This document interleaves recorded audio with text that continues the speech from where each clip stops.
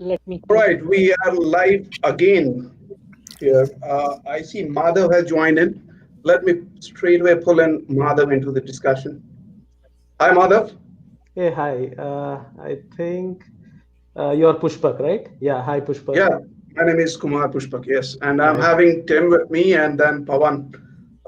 You can see right in there. Hey, So, Madhav. Hi, Tim. Madhav, Hi, Pavan. yeah, so people, we are straight in live on all our channels out there. So let me quickly welcome everybody in, the viewers from different time zones. So good morning, good afternoon, and good evening, uh, respective to which time zone you are in. Uh, I'm having Tim Jerome, who is our project management expert, along with two other new people with us who are project managers and program managers, and we'll go through their introductions shortly. Uh, but once again, who has joined in recently, once again, I welcome everybody to yet another session with Tim Ziron. Talk to Tim, that's what we call him. And this is going to be the second edition where we are talking straight to the project managers, and we will discuss, we'll make it more casual discussion wherein we'll discuss what are the real time challenges that they come across when they have to manage one or multiple projects at the same time. So, Tim, I welcome you. Tim is based out in New Mexico, and a very warm morning to you. Thank you very much. It's always a pleasure to be talking with you and our fellow travelers. It's exciting to talk to people who are hot in the furnace of project management, and I know we're going to have a good conversation today. Thank you, Tim. And Pawan is a program manager with Sapient Technologies. Welcome, Pawan, and a good evening. Good evening, Pushpak. Thanks for the invitation. Hey, good morning, Tim. It's a Good pleasure to day. meet you out. Good day. Also, Madhav, very good evening to you. Welcome on board. And Madhav is project manager with Tech Correct. Mahindra. Tech If Mahindra. I, Yeah, all that's right, right. Yeah. wonderful. I have a good memory. I believe so. Thank you. So let's Thank start you. it. Then, how do you want to drive this discussion? I mean, I know Pawan has a lot of questions in, and so do Madhav. But how you want to take this thing forward? Let's start with a little bit of an icebreaker. Um, uh, this I can start with you, Pavan. Um, the big question is you don't do project management because it's great, right? Yeah. It you do it because you have to. You're driven. There's something about project management that brings you alive and compels you to be part of doing this work. Like you and I were talking about. Let's you know you it, let me just ask a question. We'll start with you. The question is, what's the best project management job you could do? And let's frame this, okay? If money were no object, if you were able to say, let's take money off the table, could you actually tell or describe what the perfect project management job would be like? You know, what are the decisions you're making? What is the work you're doing? How are you able to work with the stakeholders and the sponsors and that kind of stuff? If you walked in and had the greatest day in your life. Yeah, so that comes into the picture because we are doing right now. I mean, considerably masking our salary. I mean, you mean that, masking the money out of the table. So we always do stakeholder management. You do stand up. We do a lot of architectural revamps. We do retrospective in frame. We do basically a lot of one-to-one talks with the developers, testers, or you beat again into business analyst folks, the product managers. We need to sync up the whole ecosystem. So we are the drivers for that. You can say we are the catalyst to going to burn everything and then bring everybody into one single this one, so that end of the day we are brewed and we are becoming a nice whiskey to drink, or otherwise we will be still out of there. So I feel that project managers are doing the same thing. I like what you said, Pavan. Yeah, Catalyst, right? Because yeah, it's like a sugar. If you take a cube of sugar, you can't burn it. But if you put a little bit of ash and rub it onto the side of the sugar, you light it and you have a candle. And yeah, that's a really good word to describe what project management is. Everybody says, "Why do we need you?" Well, the yeah, sugar cube won't burn without us. And that's what correct. you're saying. Yeah. That's brilliant. How about you, Madhav? What if you could actually picture yourself in the perfect job of a project manager? What would you be doing, and what would you like to be doing? So, okay, let's define a perfect project first, right? I think if if all the gates intact and running on their own, and you never need a grease, let's say you never need a project manager, something like that, right? There will always be issues, and there will always be things that needs to be considered and take decisions on. So let's say a perfect project management role will be something where you act as a grease to uh, I mean, you lubricate the well-oiled gear. That will be the solution I would prefer. I remember I asked for a reference for one of my friends on LinkedIn, right? And Mhm. he gave me a reference that at first I thought was a slap in the face. And he said, "You know, it's weird about Tim. You never know he's there and you never know he's doing anything, but he walks through the room and things seem to work all right." I realized that was one of the highest compliments that you could actually give a Exactly, project manager. exactly, for the project manager. Yeah, yeah, true. Exactly. We're again, we're not well known, but we know what things to tip, how much to tip, and then just making sure that everything's balanced. Very Mhm. good, very good. Thank you, Madhav. Thank you. Um, Back to you, Kumar. Do you have some questions, or do you want us to? Do you want Madhav and Pavan to ask some questions? Yeah, so Pawan, you can ask your queries, and certainly will make it more casual talk. So I have certain questions, but I will ask you when it's time. So Pawan, you can ask your first question to Tim. Sure. So, Tim, I think you have, I mean, zillion kind of an experience out there on project management. Just wanted to have a scenario-based question. Okay. So you're entering into a project, and that project hasn't been started yet. Okay. It's a greenfield. Everything has to begin from the beginning. So how do you manage? What kind of a role do you play? I mean, immediately you cannot push as a project manager because there are only stakeholders, a business analyst, and there are no developers. You need to build up an horse. So how do So you do that? What kind of a role you immediately play? there's two ways you'll get a project, and it's by accident. Your Okay. director will say, your director will say, "I need help with a proposal," and they're saying, "Okay, what do you need to propose? What's the problem we're solving, and what are we intending to pull together?" So if you are lucky and you're part of that proposal process, and I say you're lucky, um, you're actually the galvanizing agent for supporting the focus and the clarity on why the project should be doing. And that's what you're continuing to expose.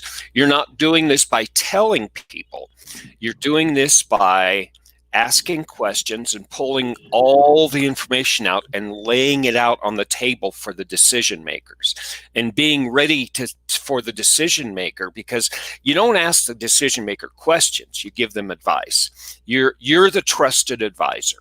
Now, again, we're talking about the perfect world of a project manager, right? Okay. The other way you get into a project is say, okay, here's the deal. Here's a couple emails and put together a plan for me. Now you have to backtrack and you have to actually you have to not just hunt the tiger. You're not just looking for the prints in the sand of the tiger like you were when you're pulling the proposal together. You have to follow the hunters and figure out from the footprints of the hunters all of these things that they should have been doing.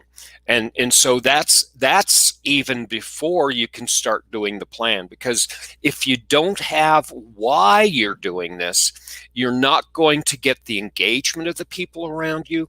You're not going to have any velocity towards engineering and the experts supporting you, and that's what you're going to have to hit the ground running with if you're tasked with pulling up a plan without being part of the decision making. But I gotta say this, okay? 90% of the time we're asked to build a plan and the charter's in place, and that we just have to get used to. This is human nature. The whole theme of project management is, number one, if it wasn't for people, this stuff would be easy. And that's what you said, Badav. But on the other hand, if it wasn't for people, we wouldn't have an opportunity to make new things and grow and develop. It's through the ability to pull different people together. It's a relationship game. It's not a tactical technical game. Yep, you're spot on, guys.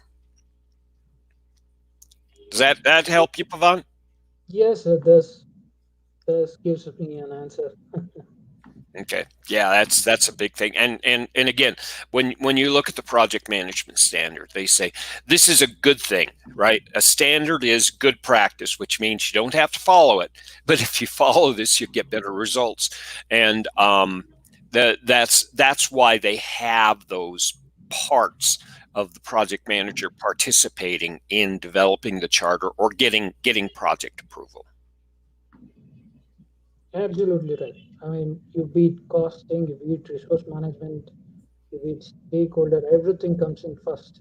And then it gets briefed up, and then eventually it comes towards daily stand-ups, or you want to put it across something weekly. Yeah, and all of a sudden, this was a shocker to me when I was about 4 years into consulting. A lot of my project management was done in elevators. Either the elevator or the cafeteria, right? That's where your meetings happen, and that's where those little nuggets of gold are collected. Yep, exactly. Absolutely. Yeah. Ours is basically on weekends also. Oh man, yeah, I know it. Okay, very good, very good. Yeah, yeah. Yeah, so the other question was basically, Tim, how do you rate risk management is very, I mean, that animal should be tamed now and then for you to be a successful. And if you are using any risk management tool, uh, I mean, can you give us any tool which can be helpful to the for the development of a project? I hate to say this, but the tools I use are Notepad, Excel, and PowerPoint. Okay, those are the risk tools I use. Now let's back up a little bit and talk about risk. Project management is crisis management, right? You're putting out fires and you're balancing which fire you need to hit first, and that's your prioritization. And if Yes. you're lucky, you get to sit down, have like about 20 seconds to yourself and say, okay, how do I get ahead of the forest? I'm working with little fires. Let me be more strategic at putting out the fires. And all of a sudden, I'm putting out enough fires where I can build a little campsite. Now, with my campsite, I can collect a few people, that's my team, and I can say, okay, guys, let's stop working with issues. We can't, because there's always going to be issues. But let's think about what might happen. And this is something you have to build into the culture. You're not going to change your organization. Your organization's always going to be crisis, and you have no choice. But within the project, you have a little tiny organization yourself where you can actually establish some discipline and create a team charter, and you can create a culture inside that team that says, okay, we're going to be a little smarter about this, and let's differentiate between issues and risk. Now, an issue is right here, and if we have an issue, we're going to sit down and do it right now. If we have a risk, we're going to keep track of it. And there's two things that we have to be really good with. Number one, what's the probability of this risk happening? And you coach and mentor everybody in understanding how to work with probability. You familiar with statistics in the normal distribution? Yes, yes. Great. So basically everything is a coin flip, right? If something happens, if you don't have any information, it's going to be a 50-50 shot. And you basically baseline with the risk, maybe 50% chance yes, 50% chance no. And then you start building in the normal distribution. You have your 16, 50, 84, 95 and 99% probabilities. And you just get people not just talking about and intellectually thinking, but you have them internalized so they have a visceral connection to what all of these mean. You're all talking about, you're building a standard way of approaching probability. You can do the same thing with impact too, right? Those are the two things that you want people to focus on with risk. We need to be thinking about probability and impact. And impact's really easy. If you don't have a formal risk framework that your organization is approaching, what you can do is say, okay, let's clear the board, and here's how we're all going to talk about impact the same way. Number one, we're going to have green risks. They're low. That means if I wasn't watching it, I wouldn't notice it happening. Okay, it's still a risk. It's still a risk, but we need to watch it. Let's keep track of those, and let's agree on a daily basis. We're going to bring those up and talk about them. Then we're going to have yellow risks. A yellow risk is we have to slow down if it happens. If it happens, we're going to have to slow down work. And then our red risks, which are high, that's where work stoppage happens. Now, you can articulate that to your team, and they can actually internalize that. And then, again, over about 4 to 6 to 8 weeks, if you have daily conversations in this manner, number one, you can actually be quickly communicating with your team, and they can say 50% yellow. Or 16% green, right? It's risk management is like everything else in the project world. It's all about communication. Now, your team and you are talking about it, right? All you have to do is turn around and reiterate that on your dashboard. And you can also reiterate that with your stakeholders. And it helps if you start this with your kickoff and say, this is the way we're going to talk about things, guys. We're going to make this really simple. If we need to add formality to it, do we need to talk about scope risk versus schedule risk versus quality risk? Do we need to break that out? Is that important? And if you really are hitting the ground running, you can have this conversation with your stakeholders as you're building out your risk management plan. You can say, okay, we're going to be talking about risk this way, guys. Is there a reason why you think we're going to have to address quality? Is this really important here? Or you can just be a sleuth. You can be a detective, and you can say, okay, they've said quality 5 times in the last 15 minutes. I think I'm going to have to differentiate quality risk from other risks. And that's how you actually gather your prioritization. Now, it's not just good in prioritization of risk. Then you have something else. Finally, now, you're going to be using the risk register that you actually are moving every day Every time you walk in the office, you open up your risk register and you commit to moving something around so it's active. And second of all, you have a risk report. Now, the risk report is your dashboard. It's basically how you look at big overall project risk. And there are ways to calculate general project risk, knowing the individual risk. There's also a way to communicate, here's our general risk for our project, and here's the top 5 that could actually clobber us here. Here's the ones that are going to slow down work. You're not going to like these, but we have to talk about them. Here are the showstoppers. You're not going to like this, and we really have to talk about this. And whether that's a daily, weekly, or monthly occurrence, if you keep the dashboard moving every day and get people to understand that that dashboard is a living document, all of a sudden, people are not coming to you with crises. They're coming to you to look for information. And that's how you get ahead of the wave of the crisis. Risk can actually help you, but again, it takes a while, especially if you're just in the middle of transitioning a culture and your team isn't familiar with the way you address things. How does that help you? Yeah. Yeah, this That this this this is with relation to your day-to-day activities while project management.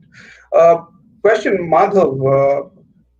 With this pandemic coming into picture, COVID-19, what are the challenges that you foresee or what you actually experience while doing a project management? Would you like to highlight few of the challenges? Sure, sure. I think that was the red risk we didn't foresee, right? Yeah. So yeah, we never prepared for that for sure. So I work in an embedded project, so we totally depend on test benches. So when it hit, it was a completely red risk, as Tim just explained. So everything got stopped. We never had an option to work from home because we needed test bench to finish our projects and to support our customers. So yeah, this was actually a high risk for us, and of course, all the milestones were looking red. We were sure that we will never hit that milestones. So first thing what we started to analyze is how can we overcome this, right? Rather than overcoming, to understand how much it is going to affect us. And the future really look dark, something like you never know when there will be a vaccination or something which will say it is end of pandemic and you can go start working, right? So some of the solutions we came was we procured a lot of laptops. That was the first thing we did because so many colleagues were dependent on desktops which were in offices because of all the computing power we need. So we start moving towards laptops, and then we did something we have never done, something like we moved the test bench to our colleagues homes. It was huge test benches. We hired logistics, we moved them to their houses so they can deliver on time. Oh, that's beautiful. That's beautiful. Yeah. Yeah, So Pawan, so do you have the similar experience, or you would like to add some more stuff that you did so far? So ours was basically the software. So we didn't face anything risk what mother told. So first thing our client did is they removed all the locked down all the meeting rooms. They took all the chairs. Uh, they just said if you have a laptop problem, we're gonna replace at your home. You need not to come out of home.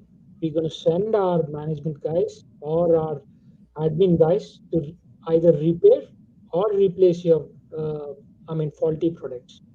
So we reduce the risk of contaminating in widespread areas in offices immediately. So that was actually the first step which our client took it, and they locked down all the meeting rooms. Nobody is going to enter the meeting room because we tend to sit for a meeting together and then we tend to spread a lot of COVID-19. So we don't know who will carry that and what kind of a percentage mm, uh, i mean uh, things are going on. So that was one thing we did, and then we shifted, and till today the folks and the managers are telling that you need not to come to office until it get pacified. So I've been given a clean green chit that's stating that till July end we are not going to communicate with you to Oh, coming back that's to office. that's so true. But Tim, connecting Madhav and Pawan's point, like procurement of the laptop and changing some day-to-day activities in a completely different manner. I also came across news related to a lot of data risk. Would you like to comment something like how the project managers specific can be sure that the data is not lost or the data theft doesn't happen? Would you like to provide in some of your comments?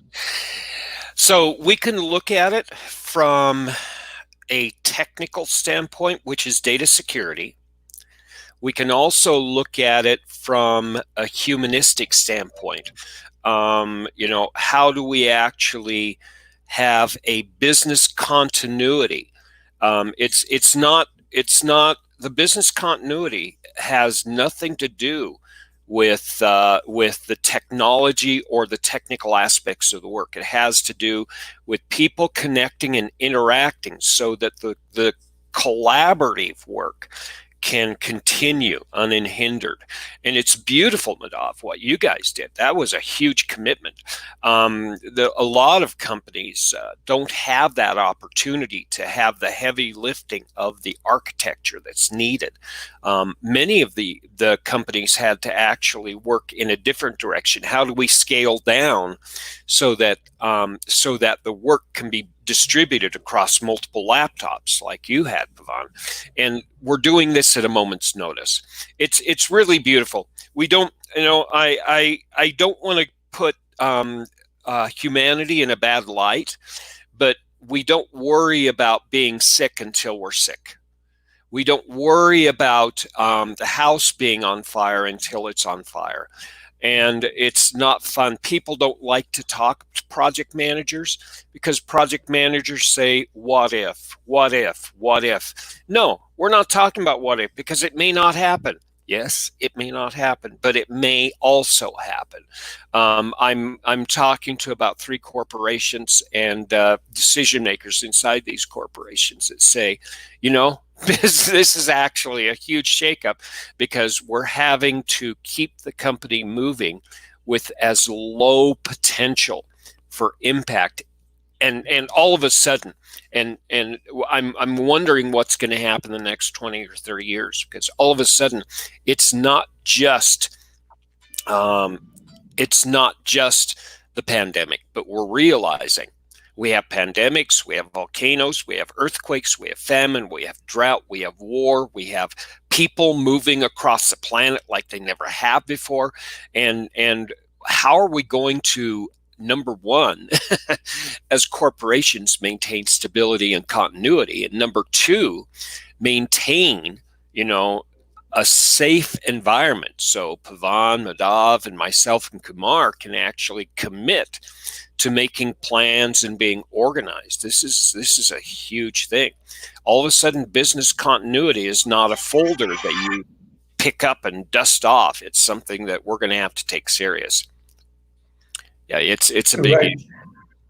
And how was a question to Pawan and Madhav during this 3 months of pandemic and the changes which came in without knocking the door? Uh, uh, did you guys had trouble in collaborating with your team, collaborating with the project stakeholders? Did you guys came across these challenges? Yeah, sometimes I would say the main issue here was the power cuts, right? Which in turn makes Mhm. into lose your internet. So we did find something like that, but I think we have overcome those kind of stuffs now. I mean, we try and find out to sync with people when they are available. You can always connect via your mobile network also. Just say that sometimes you cannot, let's say, share the screen, but you can always talk over mobile.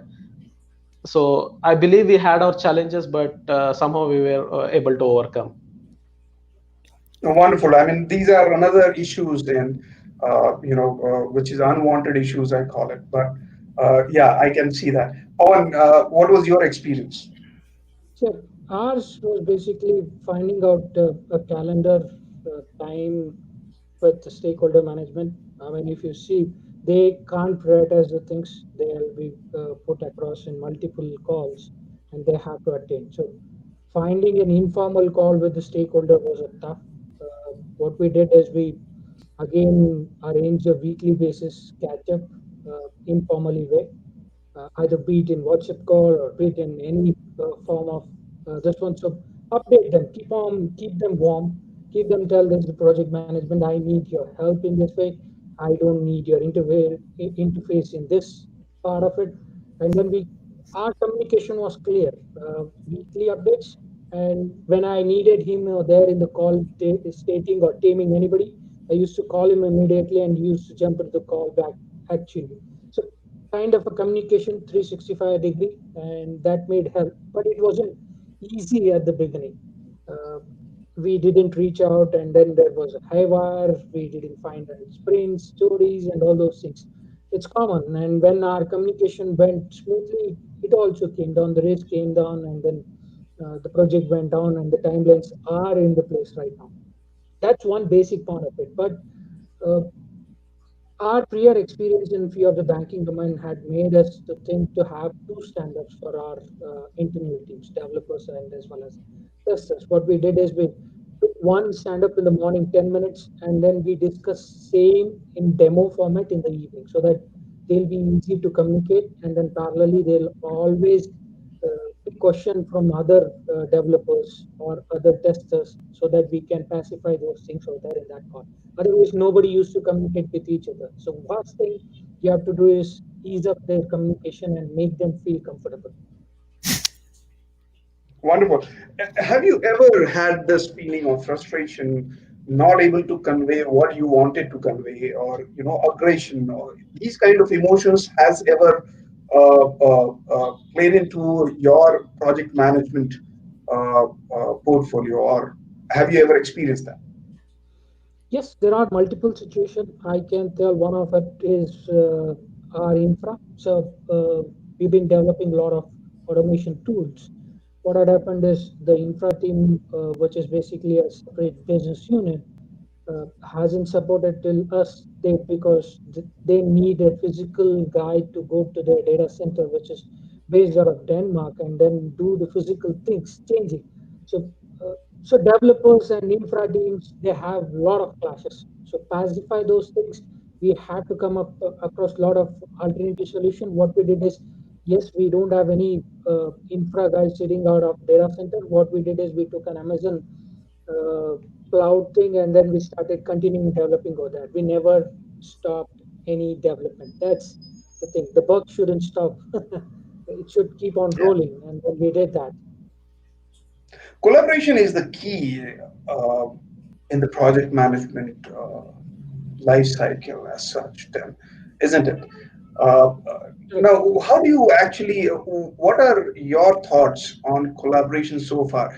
Also, there is another question that I would like to tag to this question is, uh, what changes you foresee uh, uh, uh, in this project management, the way it is done today? Oh boy. So, first of all, collaboration is the whole objective of work. It's not superstars. It's just like a corporation. Your project and your project team is just like a corporation. If you have superstars, it's great, but you know what? A superstar is going to be pulled off your project and they're gone. And so, what you want to do is think about, okay, how do sports teams compete with a team with a superstar? They're none of them are the best, world class, but together you work from another perspective. You get them to focus on not trying to make a goal individually, but actually learning how to pass the ball between each other in such a way that the superstars can't stop them. And that's what you do inside of a project team as well. You don't you get them, you collect the people who have individual skills that are rock solid, and then you and the team work together in figuring out, oh, I have a blocker here. Oh, I have a fast person here. Oh, I have a person who's slow here but can kick the ball real hard. And you and the team figure out how you guys work. Now, it's going to take more time. And that's, but the thing is, if you can get them to figure out, and you help them figure out how they can actually combine these skills together, that's how these teams with no name players get the awards. They're not superstars, but together they do more than any individual person can pull off. And that's the collaboration thing. Now, there's another thing we need to think about moving forward. Okay, all of a sudden there's something more important right now than work. For the last 60 years, my self-worth, everybody's self-worth on this planet has been wrapped up in work. I work for Nike. I work for GE. I work for United Airlines. My esteem, my money, my food, my family's security, everything is wrapped up there. All of a sudden, we have something that says, I'm going to die if I go outside. All of a sudden, something's more important than any of these other things. And it's causing a real shakeup, not just in companies, but in every individual on this planet. And all of a sudden, we're starting to face with something called, why am I even working? What is this working really doing for me? If I could walk out the door and this is my last day, I want to do something else. And there's a little word that we're starting to hear on YouTube and on a lot of other influencers' channels here. It's called fulfillment. Why am I doing this? Now, number one, from a personal standpoint, that has to be met. I can't just go into work to make sure that we have food on the table. I have to go in the work, going home and saying, wow, I did something cool today. If you understand that about yourself, now what we can do as project managers, and companies should also do this, is think about how we can actually channel that instead of saying the people should align with the company's fulfillment. If the company or if the project manager can connect the objective of the work with the fulfillment of the individuals, all of a sudden we have some incredible, powerful horses that are pulling the cart faster than you can control, because going to work is fulfilling me. And I'll do anything to fulfill myself. I'll do anything. If you help me meet my needs as an individual, as a worker, I'm yours. And this is understood as a conceptual thing, but it's really hard to learn. Now, let me give you an idea about this, Pavan Madhav. The last 20 years in our companies, we've been actually doing a lot of right sizing in our corporations, and it's gotten rid of middle management, right? Middle management is bad. We've all seen that, flatten the corporation. Who are the people who have risen up through the ranks and know the work and have worked with people and understand relationships so they can have the right soft skills to be a good project manager? They're the people we got rid of, aren't they? Isn't that interesting? Now, Yeah, that's right. this is the big thing. And this is what a project manager is. They've risen up through the ranks. They're given management. They're not given any formal direction or training. And we're supposed to be the people with 20 years or 15 years of experience who do this. Now, middle management, if executive management is dad, middle management is mom. And if dad gets rid of mom, do you have the shoes shined? No. Does everybody go to church on regularly? No. What are meals like? I don't know. We'll eat somewhere between 4 in the afternoon and 10 p.m. And so what we're doing is, as a project manager and individually, we're trying to figure out how to create that continuity and stability that has been occurring. Now, this is not just you. This is not just one corporation. This is entire civilization that's been doing this. This has been happening since the last since about early 1980s. And it's really weird that we're having the next generation of managers step in. And I talk to hundreds of people every month, just like you, and they're just saying the same thing. I'm being tasked with things I don't have skills for. I don't know how to do. I'm managing crises. I'm not able to get a hold of it. I'm not able to get ahead of the wave. And the one thing that I've really been looking for, and I actually appreciate you guys coming on here, is that project managers and people who are doing this work of the relationship part of collaboration and working on the long-term development of a relationship, and doing it not just with our teams and with our environments, but also doing it as peers.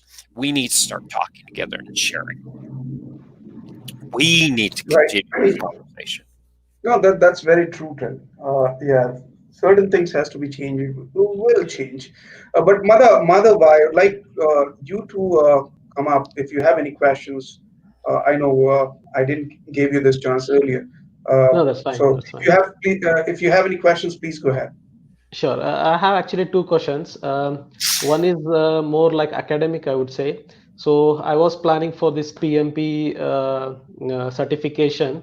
So I saw this change where they said that it was, let's say, classic project management, and now they are moving towards agile project management. So we all know, we have been through this. I mean, we are following this Scrum methodology. But when you see from PMP how different it is going to be, or what are the changes we should be looking forward to? So it used to be when Agile first came out in the 1980s and 1990s, it was the shiny toy that was going to solve all problems, right? Just like Trello. Trello's here; it's going to solve all problems, right? And it's the Gartner hype cycle. Everybody jumps on, and then all of a sudden, everybody sees the weaknesses, and everybody jumps off. And then there's a slow rise of adoption. And we're in about 2/3 of the way through the slow rise of adoption. And what we've observed is Agile doesn't get rid of project management, because Agile still has to address risk. Agile still has to address budget. It still has to address schedule. And the weakness of Agile, if there is any weakness, I adore it. But if there isn't a weakness, it's in the perception. Because Agile says, I trust the team. It means the team is going to make decisions. So I'm going to have to invest more in my relationship with my team. I can't manage by Excel. I'm going to have to basically train my team in proper decision making, and which things do the team have to bring to me, and which things do the team decide with themselves. Okay. Now, at the same time, as a project manager, I'm working with the team and I'm working with the executives. And I'm protecting the team from the executives, because the executives say, I don't know what the work you're doing. I can't trust you. And the problem is, you're telling to the executives, now, don't worry, this is what Agile is really about. It's not that I need to tell you things. You need to tell me things. It's changing the whole role of the executive in this. And the executive all of a sudden doesn't get to say, you guys do your work and tell me when you're done. The executive has to be part. And the team's going to go to the executive. And all of a sudden, the executive said, this isn't Agile. This is slowing down my work. Yes, it is Agile. we're going to get something better for you, and it's going to come at a cost. We're going to have something faster to the solution you want, and it's going to come to a cost. And it's that discussion. And corporations never had that discussion. Now, project management is the control of projects. Okay, it's how we manage constraints. It's how we manage the budget and everything. And all those things don't go away. What Agile does is it changes our approach to how we manage budgets and how we manage risk. So what we're going to see over the next few years is an evolution of how we talk about things, not in the way we do the work, but in the terms and phrases and concepts. And if you look at the material, I'm a PMP trainer, and I'm a PMI advocate. PMI has been working with the Agile Consortium, and they say there's a wedding of the two, and project management is not necessarily a person. It's a group of work. And no matter whether you call them a scrum master, a product owner, or a project manager, or program manager, this control work has to get done. This agile work has to get done. And we're going to deliver in a certain way. So we're still in this integration component right now. The problem is, again, we have the project managers that are not part of the conversation inside corporations. And inside the project management conversations, we're not having the executive discussions too. So we got to bring in all the stakeholders together. Corporations who's smart in deploying Agile the same way. And by the way, it's not just Agile that's a problem. What about PMOs? PMOs had the same thing. We had the same hype cycle. PMOs are going to solve all the problem. Nope. And then there's the slow adoption. It's the same thing because executives want something from PMO, and the team needs something else from PMO. And what we have to do is come in the middle. Now, this is the beautiful thing. Project management is positioned to be right in the middle of the furnace. They are the crucible. If you want innovation, you're going to have somebody saying, no, no, no, it can't be that way. And you have to have somebody else saying, yes, yes, yes, it must be that way. And you create pressure. And the role of the manager in the middle, which is the project manager in every project, is say, let's keep the pressure to a certain place and let's keep this conversation going so that we can find maybe not a doorway to go the way executives wants or a doorway to go the way the team wants, but let's find a new way where we all can innovate. And that's the job of the project manager, to manage that pressure to create the innovation. No, thanks, Tim. That was really enlightening. So coming to my next question. So as you said, the example of right sizing, right? So now there is a understanding that the middle managers should be both technically versed and they should be involved in development of the project along with delivering the project. So in my career, I have worked with different size teams where the team size is small, let's say 5 or 7. You can handle both. You can always be involved in technical discussions and also let's say coding also. But once the team size increases, I don't see that happening because you have so many deliverables coming up. You have communication with multiple stakeholders. So I would like to know what's your view on it. Do you think that technical manager is really a role that should be, we should be looking at? Well, let's take some pages from history. Okay, when you're a general in an army or in the military, you put the smartest person on the ground to work with the new teams so they know how to do that. Okay, the general may not be the smartest person. The general may have become a general from being part of the cavalry, right? And they didn't know that. And so the general does not lead the foot soldiers by smarts. They're leading it by trust, and they're leading it by relationship. And that's what we see. It's not just things are getting complex. It's in every project manager's career. There's a point where you back off of technology and technical expertise.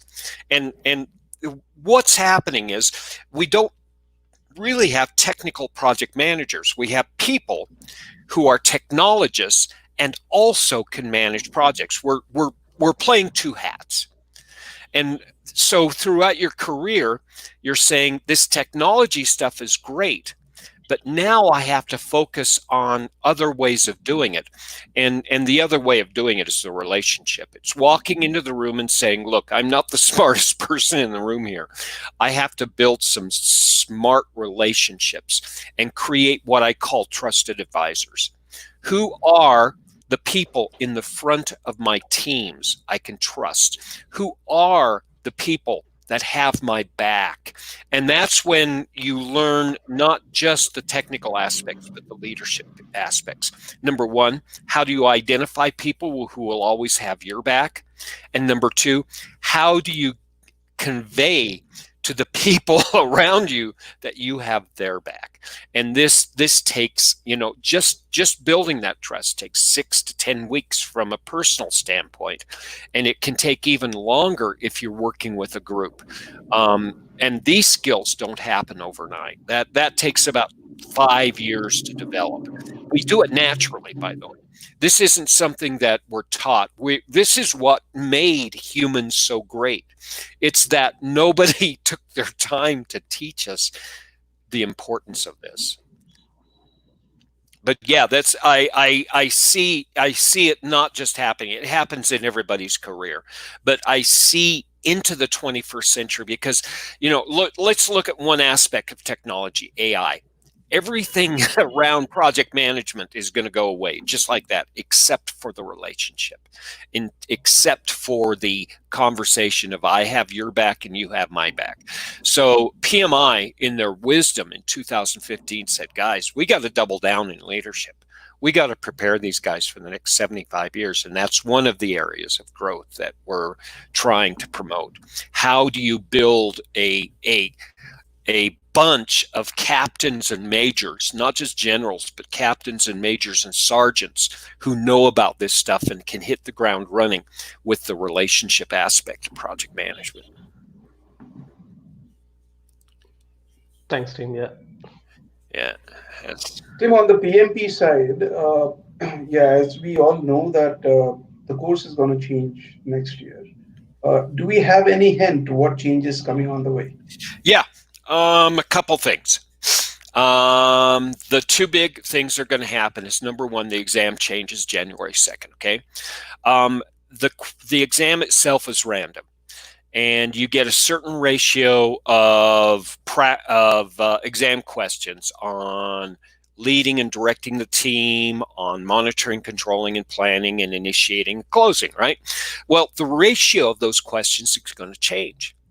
And the ratio is going to be, okay, from the way we've done exams, we're going to have about 50% of those questions. 40% of the questions, they'll be randomly selected, are going to be just pure leadership.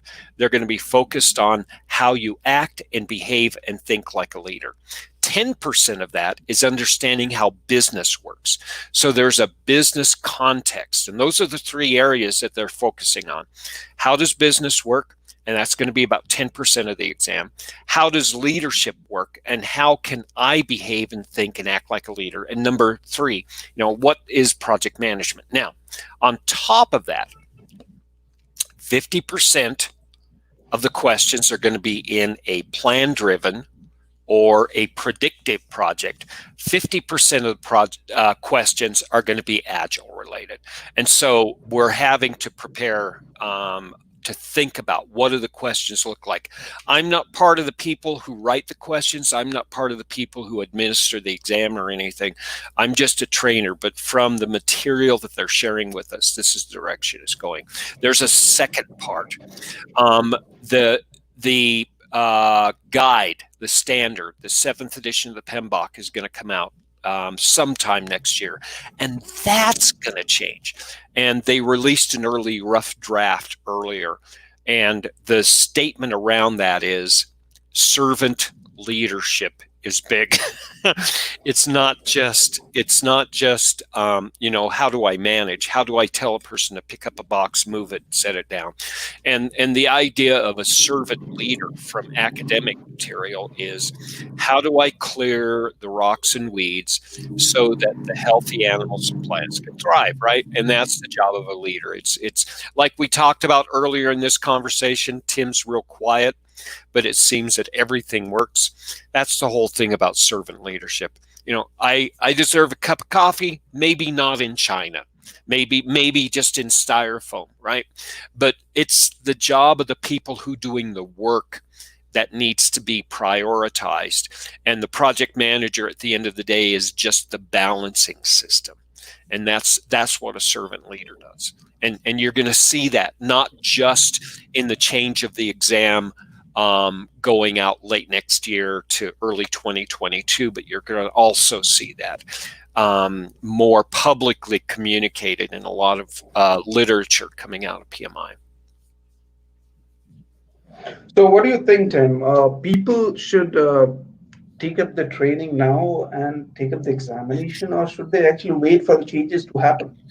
Let's reverse engineer this, okay? Let's do it from a totally tactical standpoint. Okay, the exam changes January 2nd. It takes 35 hours to gain the credit of formal training to apply for the exam, and then after going through a formal review, whether it's expert-led or it's on your own, you still have about 4 to 8 weeks. If you do it in a very pragmatic, very controlled way, an hour a day, 4 to 8 weeks. So 2 months plus 2.5 weeks, and then you just work backwards from January 2nd.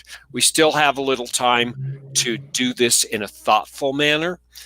You can crash the exam. You can actually crash your schedule, but it means that you don't have a work-life balance. So you have a couple months to actually prepare in a natural way for the old exam. The new exam is great. And again, talking to other trainers, peers, we're all ready for this. And we're already talking about the stuff, the material right now. It's already in the 6th edition of the PMBOK, and it's already in the class discussion. The thing is, it's not part of the top of mind discussion. It's like a bullet point on a slide. And thoughtful trainers throughout this year are going to say, if you're going to be taking the exam in January 2nd, these are the focus points you need to look at. And again, the door's open. Madhav and Pavan, the door's open for you guys. If you have more questions, if you want to continue this discussion, and for anybody listening, let's keep this conversation going, because it's this is something that we're not following. We are experiencing the pain of this. So if things are not working, bring your pain, and together we can actually find a smarter way of doing this. Wonderful, Tim. Any other questions, Madhav and Pavan, you have?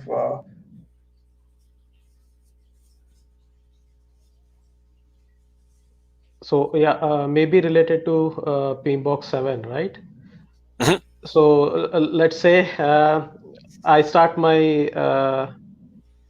preparation on PMBOK 6, and by chance, if I'm not able to meet the schedule for January, so what I'm looking at, how many hours or how many days I should put in to prepare for PMBOK 7? So when I took my PMP exam in 2003, here was my PMBOK, right? Okay. Okay. Does everybody know the size of the PMBOK? Oh my God. Yeah, this is the 5th edition. I don't have the 6th edition, but it's the same size. Yeah, that's what the PMBOK looks like now, and it's not revolutionary; it's evolutionary. And one of the things that they've done really well is, number one, they overlap the publishing, the release. So there's a bunch of months that you see both the PMBOKs together, and so we'll see that. And number two, we also have in the back of every PMBOK, and this is really awesome, it says, this is what has changed. And there's about 10 to 20 to 30% content change between editions that I've been tracking this since 2003. So you know exactly what is changing, you know what has changed, and you can actually see, and looking over the responses from thousands of people who took the exam. The questions on the new content are probably going to be a little higher prioritized than the other questions. So if you look at that, it tells you, and it really, again, what you're doing is sort of looking at the prints of the tiger or whatever you're hunting in the sand, but you can look at the tiger prints to figure out where the tiger's going, what it's eating, what it's tracking. And it's the same thing with the PMBOK and what they are changing. It takes a little thought, but you can actually see what the mindset is. And again, we can have these conversations. We can look over the technical and tactical details. And if you're interested, audience, if you're interested, we can actually look at, number one, the whole history of this, but number two, we can actually look at the differences between the 4th, 5th, and 6th edition of the PMBOK, as well as what they've said in the 7th edition, and see where the direction of the evolution of the standards going. And that may give us some food for thought for ourselves, our careers, as well as what we could take advantage of moving forward. Just what Madhav asked him, there is another question that came to my mind related PMBOK 6 and PMBOK 7, the difference between. So, say for example, today somebody takes up the training, considering PMBOK 6 into the picture. And with the current scenario, he is not able to take up the examination this time, but it will cross your 2nd of Jan date moving in. Now, will he be able to, or will he be still eligible to take up the exam, or the examination is going to change from that time, and the person has to again take the training in? The training doesn't change. For instance, I talked to people who took formal PM training back in 2015 through 2018. That training still counts as formal training that allows you to take the exam. Now, it's on your shoulders to do the research on the difference. And that's a little bit of a big effort. So probably what would occur with somebody even who took training back in 2018, it would behoove you to review, what the focus areas of formal project management training are right now, because there are some changes in the 6th edition that are sort of weird, and it's not just a process moved from this knowledge area to that knowledge area. A lot of it is why did that happen? Why did they do that? And that why is the conversation that those people should be looking at, because the exam is not going to be technical. It's not going to be, which knowledge area does this process have? It's, you should be doing your resource planning, both your physical and human resources, and you need to be managing your shovels and your bulldozers in the same mindset you're managing the teams. But again, these are the minor details. It's not a big heavy lift. It's 20% change, and if you can actually spend like a week in looking over the changes, you could do this on your own. But it's a better, broader conversation if a lot of people put their minds together on it. Got it. All right, we are on schedule. We have crossed the schedule. Good. All right, the talk doesn't end so easy, especially when we are talking to Tim. Wonderful. I didn't realize we have crossed 5 minutes extra, but that's fine. We still can take some questions. Pawan and Madhav, if you have, or any of the audiences have any questions, please feel free. we can still spend some more time. Nothing at this moment. Right. Madhav, you have anything further? Actually, I believe the way Tim is explaining, we can go on like hours together and it will never end. But thanks a lot, both Tim and Kumar. This was a really nice experience. This is the way it should be. We Yeah. work in isolation and we keep our heads down and our heads in Excel and Word, and we forget that there's a community of project managers that we can tap into. Let's keep the That's true. conversation going, everyone, and everybody out in the audience. That goes for you too. Let's continue this and see where it leads us. Absolutely. And people who are listening us can also put in their suggestions what they actually want to hear from us, from especially from Tim. And we will address this in our next week session again when we are meeting on Monday, same time. With this, I thank you so much, Tim, for joining in and spending time with us, and Madhav and Pavan for taking time out of your project management, heavy project management, and having a discussion which is more relevant and meaningful. Thank you so much, everybody. Yeah, I really appreciate your participation here. You guys are doing the work. Bless you. Keep the faith and keep in touch. Thanks a lot. Thanks again. Definitely, definitely. Thanks a lot, Tim. It was a pleasure reaching out to know. Thank you, people. Thank you. Talk to you again on Monday. Till then, stay safe. Thanks Sure. again. Bye-bye. Bye bye.